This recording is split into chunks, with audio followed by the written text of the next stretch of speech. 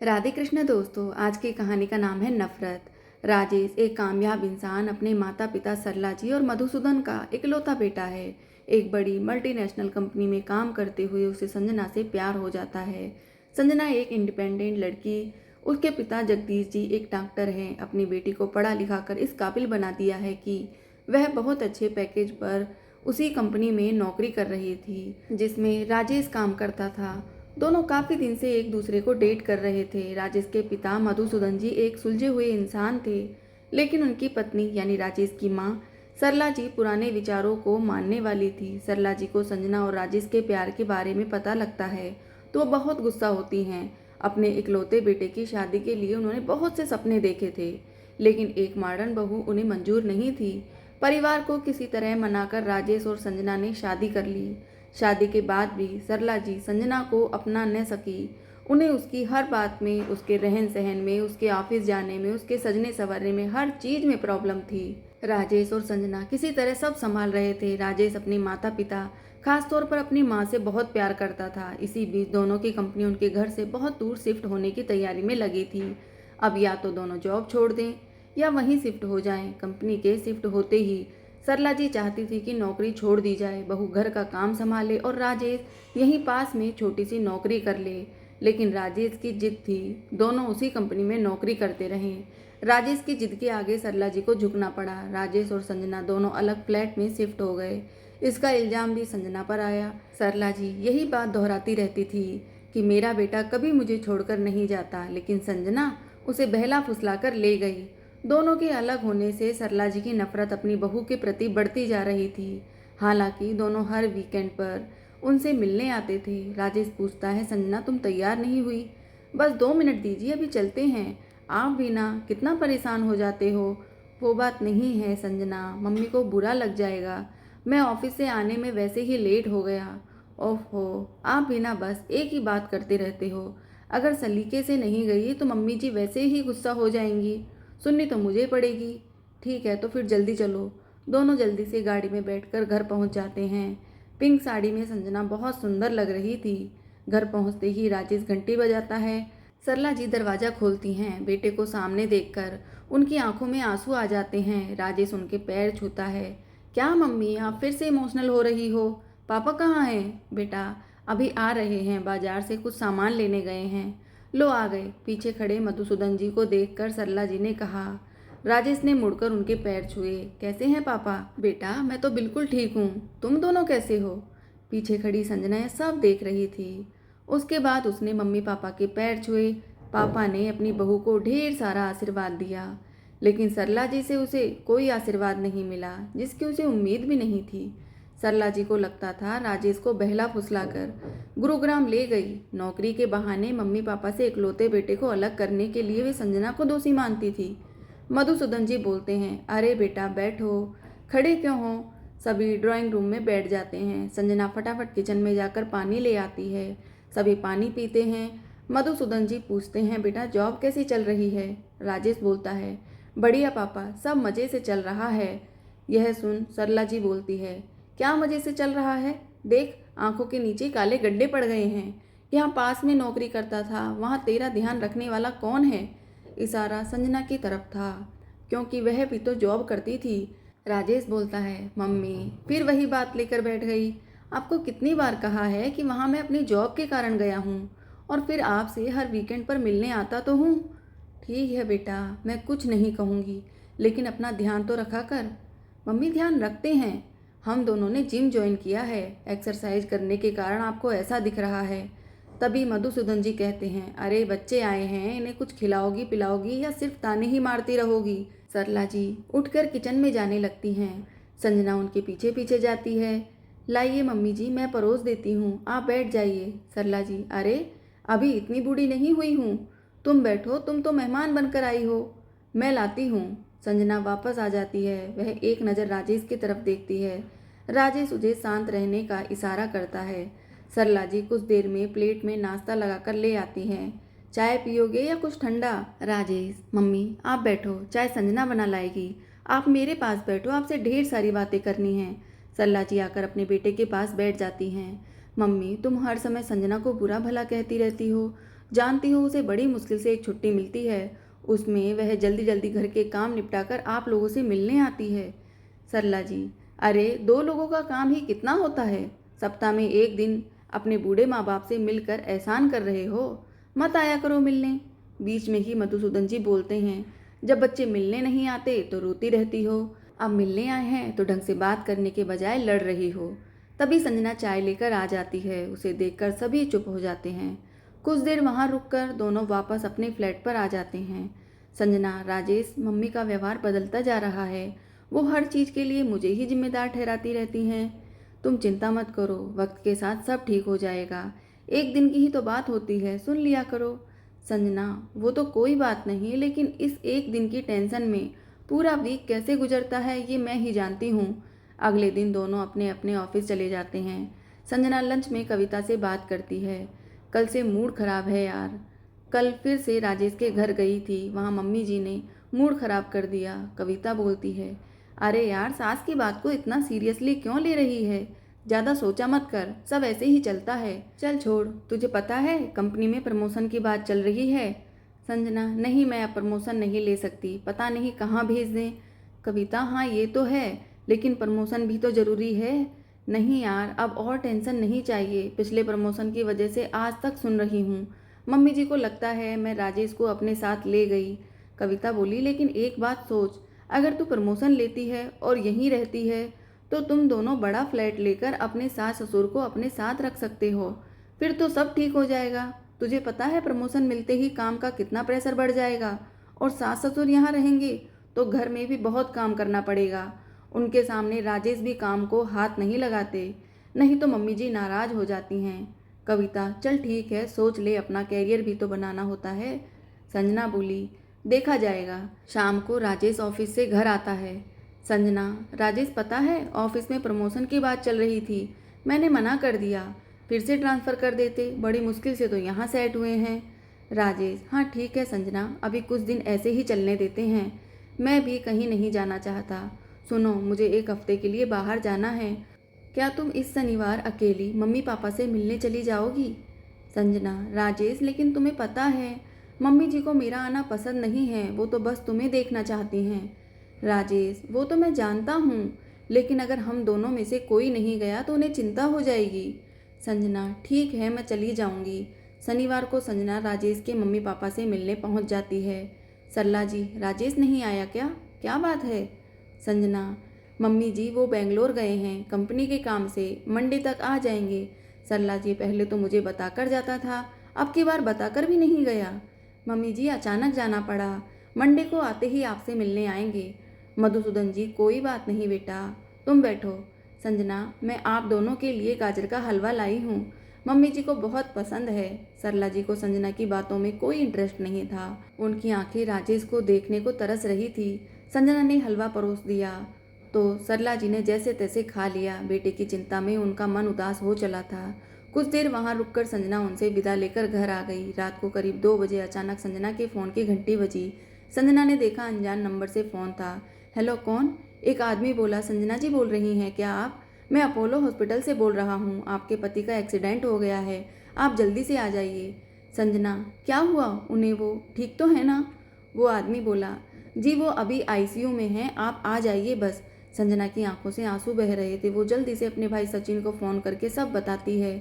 सचिन गाड़ी लेकर संजना के फ्लैट के नीचे पहुंचता है। संजना रोती हुई गाड़ी में बैठ जाती है। सचिन, दीदी चिंता मत करो, थोड़ी बहुत लगी होगी, लेकिन जीजाजी तो कल आने वाले थे ना, पता नहीं उन्होंने कुछ बताया नहीं, कब फ्लाइट ली, कब दिल्ली आ गए, मैं मम्मी पापा को बता देती हूँ। नहीं दीदी, पहले हम जीजू को देखते हैं, वो घबरा जाएंगे, आपको छोड़कर सुबह मैं उन्हें ले आऊँगा, फ़ोन मत करना, ऐसे में उन्हें संभालना मुश्किल हो जाएगा। दोनों हॉस्पिटल पहुंच जाते हैं। राजेश एयरपोर्ट से कैब लेकर गुरुग्राम आ रहा था, तभी कैब का एक्सीडेंट हो गया। डॉक्टर ने बताया राजेश सीरियस है। संजना, डॉक्टर साहब मैं एक बार उनसे मिल सकती हूँ क्या? डॉक्टर, देखिए अभी हमें उनके कुछ ऑपरेशन करने हैं। चलिए ठीक है, लेकिन केवल 5 मिनट आप उनसे मिल लीजिए, उसके बाद हम उन्हें ऑपरेशन थिएटर में ले जाएंगे। संजना, सचिन तू मम्मी जी और पापा जी को ले आ, उन्हें आईसीयू के बारे में मत बताइयो, बस कह दियो थोड़ी सी चोट लगी है। संजना उसे भेजकर राजेश से मिलने चली जाती है। राजेश के पूरे सर पर पट्टियां बंधी थी, वह दर्द से करा रहा था, उसके पैर पर प्लास्टर चढ़ा हुआ था, हाथों पर पट्टियां बंधी थी। संजना, आंसू पोंछते हुए राजेश के करीब पहुंचती है। संजना, कैसे हो आप? राजेश थोड़ी सी आंख खोलकर संजना को देखता है। उसकी आंखों से आंसू बह रहे थे। राजेश, मेरे मम्मी पापा का ध्यान रखना संजना, आप चिंता ना करें, हम दोनों उनका ध्यान रखेंगे। संजना की आंखों से आंसू बह रहे थे। राजेश बोला, मम्मी कहाँ है? एक बार। इससे आगे राजेश कुछ बोल नहीं पाया। सचिन गया है उन्हें लेने, अभी आते ही होंगे। दर्द के कारण राजेश कुछ बोल नहीं पा रहा था। उसकी आंखों से आंसू बह रहे थे, जैसे सब कुछ छूटता नजर आ रहा था उसे। इधर सचिन मधुसूदन जी और सरला जी को लेकर हॉस्पिटल पहुंचा। उन्हें दूर से देखकर संजना ने अपने आंसू जल्दी से पोंछ लिए। मधुसूदन जी, बेटी क्या बात है, कैसा है राजेश अब? संजना ने कुछ नहीं कहा, आईसीयू की ओर इशारा कर दिया। सरला जी की आंखों से आंसू बह रहे थे। सरला जी, यह तो कह रहा था थोड़ी सी चोट लगी है, फिर आईसीयू में क्यों है? संजना बोली, मम्मी जी मैंने इसे बताने के लिए मना किया था, आप उनसे मिल लीजिए, आपको बहुत याद कर रहे हैं। राजेश के मम्मी पापा दोनों आईसीयू में जाते हैं। सरला जी, राजेश बेटा उठ, क्या हो गया है तुझे? राजेश, माँ मैं जा रहा हूँ, अपना ध्यान रखना, संजना पर गुस्सा मत होना, पापा मुझे माफ़ कर देना। बहुत मुश्किल से राजेश बोल पा रहा था, उसकी जबान लड़खड़ा रही थी। मधुसूदन जी, बेटा हिम्मत मत हार, तू ठीक हो जाएगा, हम तुझे कहीं नहीं जाने देंगे। सरला जी, अपनी माँ को किसके भरोसे छोड़कर जा रहा है, तुझे ठीक होना पड़ेगा, मेरा ख्याल कौन रखेगा? राजेश कुछ चाहकर भी बोल नहीं पा रहा था। उसकी आंखों से टप टप आंसू बहे जा रहे थे। तभी डॉक्टर ने आकर कहा, देखिए ज़्यादा बात मत कीजिए, इनकी हालत नाजुक बनी हुई है और ज़्यादा स्ट्रेस ये बर्दाश्त नहीं कर पाएंगे। दोनों रोते हुए बाहर आ गए। उन्हें देखकर संजना का सब्र का बांध टूट गया। वो सरला जी से गले लगकर फूट फूट कर रोने लगी। सरला जी, चुप हो जा, अब जो होना था हो गया, संभाल अपने आप को। सचिन, दीदी मैंने मम्मी पापा को फोन कर दिया था, वे लोग भी आते होंगे। संजना के सर पर मधुसूदन जी ने हाथ फेरा। बेटी घबरा मत, ऊपर वाले पर भरोसा रख, भगवान सब ठीक कर देंगे। सभी आईसीयू के बाहर पड़ी बेंच पर बैठ गए। कुछ ही देर में संजना के मम्मी पापा भी आ गए। संजना के पापा जगदीश जी एक डॉक्टर थे। उन्होंने डॉक्टर से बात की। संजना की मम्मी कोमल जी सरला जी के पास बैठकर उन्हें डांडस बंधाती रही। कुछ ही देर बाद जगदीश जी बाहर आ गए और बोले, भाई साहब आप बहन जी को लेकर घर चले जाइए, हम लोग यहाँ पर हैं। सचिन, तू इन्हें घर ले जा। सरला जी, मैं अपने बेटे को छोड़कर कहीं नहीं जाऊंगी, एक गलती पहले भी कर चुकी हूँ। जगदीश जी ने सचिन को बुलाकर कुछ कहा, फिर वे मधुसूदन जी से बोले, भाई साहब मेरी बात मान लीजिए, यहाँ रुकने का कोई फ़ायदा नहीं है, मैं तो कहता हूँ संजना को भी साथ ले जाइए। चलिए दीदी, पापा सही कह रहे हैं, घर चलिए। जगदीश जी ने दबाव बनाकर तीनों को सचिन के साथ घर भेज दिया। कोमल जी, आपने इन्हें घर क्यों भेज दिया? कोमल, कुछ नहीं बचा, राजेश हमें छोड़कर चले गए। यह सुनकर कोमल जी फूट फूट कर रोने लगी। मैंने इसलिए इन्हें भेज दिया, सचिन उन्हें घर जाकर सब बता देगा, यहाँ पता लगता तो इनका घर पहुँचना मुश्किल हो जाता। अभी सचिन आएगा तो तुम भी घर चली जाना। कोमल जी, अब क्या होगा हमारी बच्ची का, उसका जीवन कैसे कटेगा? जगदीश जी की आंखों से आंसू छलक रहे थे। उन्होंने कुछ नहीं कहा और रिसेप्शन पर पेमेंट करने चले गए। सचिन ने पहले ही रिश्तेदारों को फ़ोन कर दिया था। जब वह सबको लेकर घर पहुंचा तो वहां पहले से ही भीड़ लगी थी। संजना, इतनी रात को ये सब कैसे आ गए? सचिन, क्या बात है, सच सच बता। दीदी, सब खत्म हो गया। क्या? अभी तो राजेश से मेरी बात हुई थी, क्या बकवास कर रहा है, मुझे हॉस्पिटल ले चल। दीदी, पापा अभी जीजाजी को लेकर आ ही रहे हैं। यह सुनकर संजना अपने होश खो बैठी। उसके सास ससुर पहले ही अंदर जा चुके थे, उन्हें इसके बारे में अभी कुछ पता नहीं था। तभी रिश्तेदारों की कुछ औरतों ने संजना को संभाला। उसके मुंह पर पानी के छींटे मारे। थोड़ा सा होश में आने पर वह रोने लगी। उसे सहारा देकर अंदर ले गए। वहां जाते ही वह सरला जी से लिपट कर रोने लगी। सरला जी, मेरा बेटा हमेशा के लिए मुझसे छीन लिया, अब तो तू आज़ाद है, जो करना है कर ले। यह कहकर सरला जी ने संजना को छटक दिया। संजना की माँ कोमल जी यह देखकर संजना को संभालने लगी। कुछ देर बाद बाहर हलचल बढ़ गई। राजेश की बॉडी को घर के अंदर लाया जा रहा था। सरला जी बेटे से लिपटकर लगातार रो रही थी। संजना बार बार राजेश को उठने के लिए बोल रही थी। घर का माहौल बहुत गमगीन हो गया था। राजेश जी ने जल्द से जल्द अंतिम संस्कार की सारी तैयारियां की और अन्य रिश्तेदारों के सहयोग से उन्होंने राजेश की अंतिम यात्रा जल्दी शुरू कर दी, जिससे परिवार में से किसी की तबीयत खराब ना हो जाए। राजेश को लेकर चले गए। संजना को कुछ औरतों ने नहलाकर बैठा दिया। संजना अपनी माँ से लिपटकर रोए जा रही थी। अचानक इतना सब हो गया कि किसी को सोचने समझने का मौका ही नहीं मिला। कुछ घंटों के बाद सभी लोग अंतिम संस्कार करके वापस आ गए। जगदीश जी और कोमल जी ने सभी परिवार वालों को संभाला। वे पूरी रात उनके साथ रहकर सबको संभालते रहे। आज राजेश को गए 1 सप्ताह हो गया था। घर में रिश्तेदारों का तांता लगा हुआ था। जिसने भी सुना वह दौड़कर शोक प्रकट करने पहुंच गया। वहीं रिश्तेदारों के बीच बैठी संजना पहले से कुछ संभल गई थी। उस दिन शाम को जब सभी रिश्तेदार चले गए तब सरला जी ने मधुसूदन जी से कहा, सुनो जी, हमारा बेटा तो चला ही गया है, संजना से कहो 13वीं के बाद ये भी यहाँ से चली जाए, मुझे इसकी शक्ल ही नहीं देखनी। मधुसूदन जी, ये सब बातें करने के लिए तुम्हें यही समय मिला था? वैसे इस सब में इस बेचारी का क्या कसूर है? राजेश जब हमारे साथ रहता था तब भी बाहर काम के लिए जाता था। मैं कुछ नहीं जानती, आपको ये करना ही पड़ेगा। बाहर खड़े जगदीश जी ने उनकी सारी बातें सुन ली थी। वे मन ही मन फैसला भी कर चुके थे कि संजना का दूसरा विवाह करवा देंगे।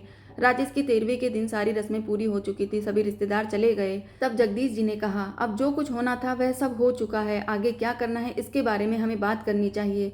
आप चाहें तो संजना आपके साथ रहेगी, अगर आप नहीं चाहते तो इसे मैं अपने साथ ले जाना चाहता हूँ। सरला जी, यहाँ रहने का तो सवाल ही पैदा नहीं होता, आप इसे ले जाइए। वैसे भी अभी तक तो आप इसकी दूसरी शादी के बारे में सोच भी चुके होंगे। जगदीश जी, हाँ यही ठीक रहेगा, इसे दूसरी शादी करनी है या नहीं करना इसका फैसला मैं इसी पर छोड़ रहा हूँ। चल बेटी संजना, वहाँ से फ्लैट खाली करके घर चलते हैं। संजना, पापा आप भूल रहे हैं, मैं अपने घर में हूँ, आप मेरे ससुराल में हैं, आपको जाना चाहिए। लेकिन बेटा ये लोग तुझे रखना नहीं चाह रहे हैं। सरला जी, हाँ तुम्हारे पापा ठीक कह रहे हैं, जाओ अपने घर। संजना, मम्मी जी आप कुछ भी कहती रहें, मैं आपको अकेला छोड़कर नहीं जा सकती। राजेश ने मरते समय मुझसे वादा लिया था कि मैं आपका और पापा जी का ध्यान रखूं। अपने पति की अंतिम इच्छा को मैं हर हाल में पूरा करूंगी। यह सुनकर सरला जी की आंखों से आंसू बहने लगे। उन्हें विश्वास नहीं था कि संजना ऐसा चाहेगी। मधुसूदन जी, सरला यह इस घर की बहू है, अपनी मर्जी से चाहे तो यह जा सकती थी, लेकिन इसने हमारे बेटे की अंतिम इच्छा का सम्मान किया है, इसलिए मैं चाहता हूँ कि यह यहीं पर रहे। जगदीश जी, बेटी तू अपने भविष्य के बारे में सोच, हम चाहते हैं कि तेरी दूसरी शादी कर दें और तू अपना जीवन नए सिरे से शुरू करे। संजना, लेकिन पापा मेरे सास ससुर के भविष्य का क्या, इन्हें कौन देखेगा? आपको पता है राजेश अपने मम्मी पापा से कितना प्यार करते थे, यह जिम्मेदारी वो मुझे सौंप कर गए हैं। सरला जी, बेटी मैं हमेशा तुझे गलत समझती रही, लेकिन आज तूने मेरी आंखें खोल दी। मैं सच्चे मन से कह रही हूँ, तू अपने घर चली जा, अपना घर बसा ले, हमारी चिंता छोड़ दे। वैसे भी हम लोग कितने दिन जिंदा रहेंगे, हमारे लिए राजेश की यादें ही काफ़ी हैं। मम्मी जी, मैं आप लोगों का घर छोड़कर कहीं नहीं जा रही हूँ, आपका ध्यान रखना मेरी जिम्मेदारी है। आप चाहें तो मुझे घर से बाहर निकाल दें, लेकिन फिर भी मैं बाहर पड़ी रहूंगी। जगदीश जी, ठीक है बेटी, जो तेरा फैसला, लेकिन ऐसा ना हो कल को तुझे अपने फैसले पर पछतावा हो। अगर कभी ऐसा हो तो अपने पिता के घर चली आना। यह कहकर जगदीश जी कोमल जी के साथ वहाँ से चले गए। संजना, सचिन, कल उस फ्लैट से सारा सामान यहाँ ले आना। मम्मी जी, आप क्या खाएंगी बता दीजिए, मैं किचन में जा रही हूँ। सरला जी की आंखों से आंसू टप टप बहे जा रहे थे। जिस बहू से वे सबसे ज़्यादा नफरत करती थी आज बेटा बनकर खड़ी हो गई। अगले दिन सुबह संजना जल्दी से तैयार हो गई। उसने सबसे पहले सबके लिए खाना बनाया, फिर चाय बनाकर सास ससुर के कमरे में गई। सरला जी, अरे बेटी मैं तो आ ही रही थी चाय बनाने। नहीं मम्मी जी, अब से घर का सारा काम मैं करूँगी, बस कुछ दिन की बात है, मैं आज ऑफिस जा रही हूँ, बाद में यही आसपास नौकरी ढूंढ लूँगी। मधुसूदन जी, बेटी मैं सोच रहा था घर में मन नहीं लगता, कुछ काम कर लेता हूँ। नहीं पापा जी, आप इस उम्र में काम क्यों करेंगे, मैं हूँ ना, चिंता मत करिए, कुछ ही दिन में सब ठीक हो जाएगा, आप बस मम्मी जी का ध्यान रखिए। संजना ऑफिस के लिए निकल गई। ऑफिस में पहुंचकर संजना अपने काम को जल्दी जल्दी निपटाने लगी। खाली समय मिलते ही उसने नौकरी के लिए अप्लाई करना शुरू कर दिया। लंच के समय उसके आसपास काम करने वाले उसके पास आकर बैठ गए। संजना, आप सब लोग मेरा दुख बटाने के लिए आए हैं, लेकिन चिंता ना करें, मैं बिल्कुल ठीक हूँ, चलिए अपना लंच एंजॉय करते हैं। संजना को मुस्कुराता देखकर सबका मन हल्का हो गया। कुछ देर बाद संजना अपने बॉस अविनाश जी के पास गई। सर, मुझे आपसे कुछ बात करनी है। अविनाश जी, संजना मैं अगर तुम्हारे किसी काम आ सकूं तो मुझे बहुत अच्छा लगेगा। तुम इस ऑफिस में कई सालों से मेहनत और लगन के साथ काम कर रही हो। सर, मैं अब अपने सास ससुर के साथ रहने चली गई हूँ, इसलिए यहाँ पहुँचना मेरे लिए कठिन हो गया है, इसलिए मैं सोच रही थी आप मेरा रेजिग्नेशन एक्सेप्ट कर लें। अविनाश जी, ये तुम क्या कह रही हो, मैं इसका कोई हल निकालता हूँ। सर, मैं वहीं आसपास नौकरी ढूंढ लूंगी, क्योंकि मुझे अपने सास ससुर को भी टाइम देना होगा। अविनाश जी, मैं समझ सकता हूँ, अभी रिजाइन मत करो, मैं तुम्हारी प्रॉब्लम का कोई हल निकालता हूँ। संजना उनकी बात मानकर वापस आ जाती है और अपने काम में लग जाती है। 2 दिन बाद अविनाश जी ने संजना को बुलाया। संजना, मैंने सारा इंतजाम कर लिया है, तुम अपने घर से वर्क फ्रॉम होम कॉन्सेप्ट पर काम कर सकती हो, कभी जरूरी हुआ तो ऑफिस आ जाना। लेकिन सर, ये सब कैसे होगा? अविनाश जी, तुम इसकी चिंता मत करो, आज तुम अपना लैपटॉप ले जाना और कल से काम शुरू कर देना, इससे तुम्हें जॉब भी नहीं छोड़नी पड़ेगी। थैंक यू सर, आपने मेरी बहुत मदद कर दी।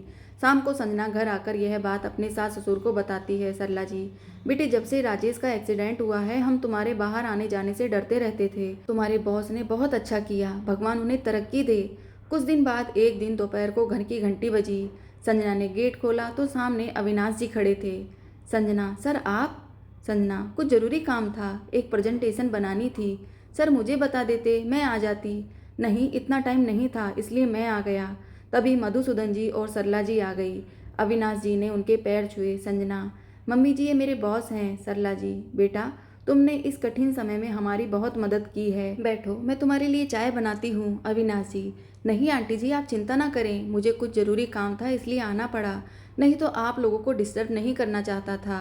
मधुसूदन जी, बेटा इसे अपना ही घर समझो। चलो, काम के बहाने तुमसे मिलने का मौका तो मिला। तुम दोनों काम करो, हम अंदर बैठे हैं, कुछ चाहिए हो तो बता देना। इसी तरह समय बीत रहा था। अविनाश जी कई बार घर आने लगे थे। अब वे घर में काफ़ी घुल मिल गए थे। एक दिन संजना बाहर गई थी। सरला जी, सुनो जी, मुझे लगता है संजना अविनाश को पसंद करती है, क्यों ना हम दोनों इनकी शादी करा दें। मधुसूदन जी, हाँ मैंने भी नोटिस किया है, तुम संजना का मन टटोल कर देखो। सरला जी संजना से बात करती हैं, लेकिन वह साफ मना कर देती है। मैं ऐसा कैसे कर सकती हूँ मम्मी जी, मैं आप लोगों को छोड़कर कहीं नहीं जा सकती। बेटी, हम अपना ध्यान रख लेंगे, तेरे आगे तेरी पूरी जिंदगी पड़ी है। अगले दिन संजना जब काम कर रही थी तब अविनाश जी का फ़ोन आता है। संजना, आज एक क्लाइंट के साथ मीटिंग थी, क्या तुम मेरे साथ चल सकती हो? मैं तुम्हें घर से ले लूँगा। संजना, सर बात यह है कि अगर आप बार बार मेरे घर आएंगे तो मेरे सास ससुर और मोहल्ले वाले पता नहीं क्या सोचेंगे। मैं आपका दिल नहीं दुखाना चाहती, लेकिन आप जानते हैं एक विधवा को समाज किस नज़र से देखता है, और आप चाहें तो मैं रिजाइन कर सकती हूँ। अविनाशी, मुझे माफ़ करना संजना, मैं समझ सकता हूँ, तुम्हें रिजाइन करने की कोई ज़रूरत नहीं, हम लोग सारा काम ऑनलाइन ही निपटा लेंगे। इसी तरह कुछ दिन बीत गए। एक दिन सरला जी ने संजना से पूछा, बेटी बहुत दिन से अविनाश नहीं आए। माँ जी, मैंने उन्हें यहाँ आने के लिए मना कर दिया। लेकिन क्यों बेटा? माँ जी, मुझे बहुत सोच समझकर चलना होगा, उनका बार बार यहाँ आना, कल कोई उंगली उठाने लगे तो क्या होगा? सरला जी, लगता है बेटी उस दिन की बात उन्हें दिल पर लगा ली, हमारा वो मतलब नहीं था, हम तो बस तेरा मन टटोल रहे थे। नहीं माँ जी, वो बात नहीं है, हमें समाज में रहना है तो सब कुछ सोच के चलना पड़ेगा। लेकिन बेटी, उन्हें बुरा लग जाएगा। माँ जी, मुझे उससे कोई फ़र्क नहीं पड़ता, अगर उन्हें बुरा लगेगा तो ये उनकी प्रॉब्लम है, ज़्यादा से ज़्यादा क्या होगा, मेरी नौकरी चली जाएगी। सरला जी चुप रह जाती हैं। इसी तरह समय बीतने लगता है। एक दिन मधुसूदन जी ने संजना के पिता जगदीश जी को फ़ोन किया। जगदीश जी, कैसे हैं आप? समधी जी, मैं बहुत बढ़िया हूँ, आप बताइए आप कैसे हैं?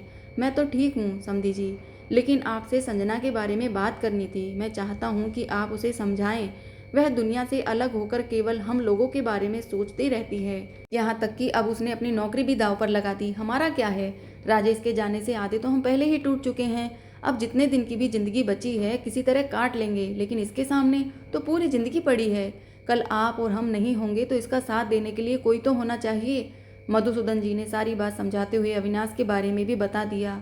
जगदीश जी, आप चिंता ना करें भाई साहब, मैं संजना से बात करूंगा। सभी मिलकर संजना को समझाने की कोशिश करते हैं, लेकिन संजना अपने फैसले पर अटल रहती है। आप सबकी बात सही है, लेकिन मैंने भी राजेश से कुछ वादा किया था, वो मैं किसी भी हाल में नहीं तोड़ सकती। इसी तरह कुछ दिन और बीत जाते हैं। सरला जी और मधुसूदन जी बहुत दुखी रहने लगते हैं। एक दिन दोनों चुपचाप घर छोड़कर जाने का फैसला करते हैं।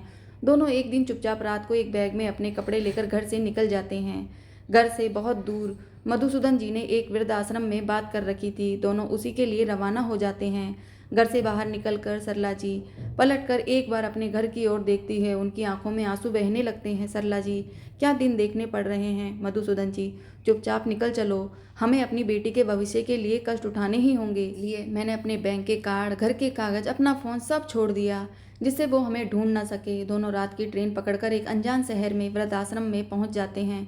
सुबह जब संजना अपने सास ससुर को चाय देने जाती है तो वहाँ उसे एक खत मिलता है। बेटी संजना, हमें माफ़ कर देना, हम घर छोड़कर जा रहे हैं, हमें ढूंढने की कोशिश मत करना, जिंदगी में आगे बढ़ जाना, अब तुम्हारे ऊपर कोई बोझ नहीं है, हमारा आशीर्वाद हमेशा तेरे साथ रहेगा। यह पढ़कर संजना के होश उड़ जाते हैं। वह निडाल होकर जमीन पर गिर जाती है। उसकी आंखों से आंसू बह रहे थे। ये आपने क्या कर लिया? राजेश की तरह आप भी मुझसे मुंह फेर कर चले गए। मेरे तो जीने का मकसद ही खत्म हो गया। संजना बहुत देर तक बैठकर रोती रहती है। कुछ देर बाद जगदीश जी वहाँ आ जाते हैं। पापा, आपको सब पता था, ये लोग जाने वाले हैं, आप मुझे बता सकते थे, मैं उन्हें रोक लेती। नहीं बेटा, मुझे कुछ नहीं पता था, अभी 1 घंटे पहले ही मधुसूदन जी ने फ़ोन पर बताया। वे स्टेशन के बूथ से बोल रहे थे, उन्होंने ही मुझे यहाँ तुम्हें संभालने के लिए भेजा है। संजना जीवन के उस दोराहे पर खड़ी थी जहाँ से एक सड़क उसे नई जिंदगी की ओर ले जा रही थी और दूसरी उसे अपने सास ससुर को ढूंढने के लिए मजबूर कर रही थी। संजना इसी कश्मकश में फंसी थी कि क्या करे, कहाँ जाए। धन्यवाद दोस्तों। जय श्री राधे कृष्ण दोस्तों।